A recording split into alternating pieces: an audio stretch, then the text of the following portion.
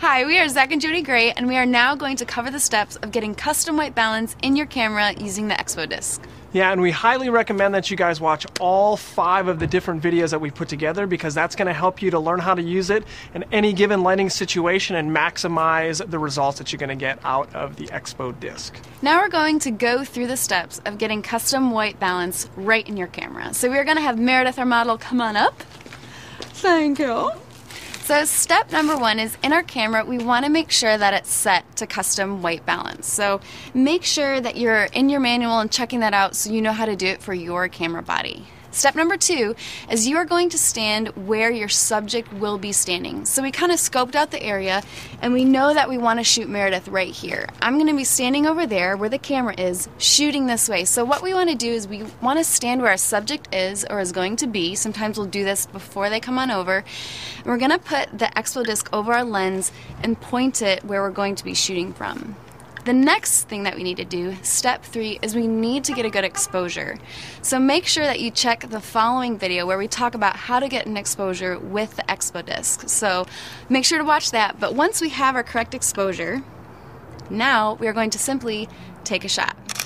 And the thing to remember when you take a shot is unless you're using back button focus with camera, you're going to try and take a shot with the ExpoDisc over the lens and it's going to be like, it's going to be making some really hard noises because it's not going to be able to focus. So what you simply do is you can switch your camera's focus to manual focus, take the shot, and then simply just make sure you put it back to autofocus. The next step is you want to double check and make sure that that exposure that you just took is correct. So you're going to look at the back of your camera and look at your histogram. If you see the spike down the middle or close to the middle, you know that you're in that sweet spot of that you want to be.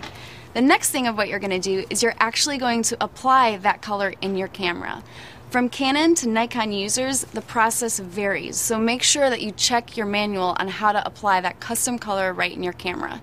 So go ahead and check that out, and then now you are ready to shoot your subject and you will get great color right inside your camera. The question often comes up, how often do I need to grab a new white balance? And the answer is anytime the light changes. And it really doesn't take that long. Once you get in the habit of doing it, it takes only a few seconds. So I'm going to demonstrate how fast it can actually go. So we'll have Meredith come on up, and we're going to shoot her right here. So I stand in this area, I point it towards where I'm going to be shooting from. I adjust my camera settings so I have a down the line exposure, take the shot. Now I'm going to go ahead and walk and shoot our subject. Super nice. Love it. Meredith, you're awesome.